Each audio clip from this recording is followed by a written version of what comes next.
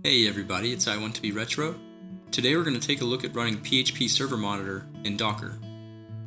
To get started, log into the device where we're going to install Docker. To begin, we'll use apt-install to install a few prerequisite packages required to get Docker installed. Then we'll add the Docker GPG key in apt repository. Then we'll use apt-install to install Docker, Docker Compose, and Containerd. With the Docker packages installed, we'll make sure the Docker service is started and enabled, add the current user to the Docker group, then re-authenticate the current user for the group change to take effect.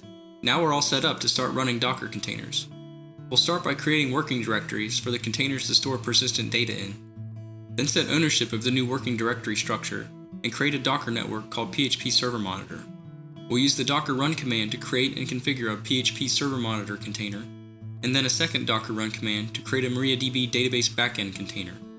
With both containers running, open a web browser and navigate to the DNS or IP address of the Docker host :8080/install.php. Click the Let's Go button, then create an administrator account by entering a username, password, and email address. Then click the Install button. Scroll to the bottom of the installation summary and click the Go to Your Monitor button. Log in using the username and password created earlier. Welcome to PHP Server Monitor, running containerized in Docker.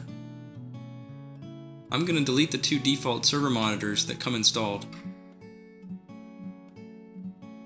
Then I'll create a new monitor and monitor the current Docker host using ping.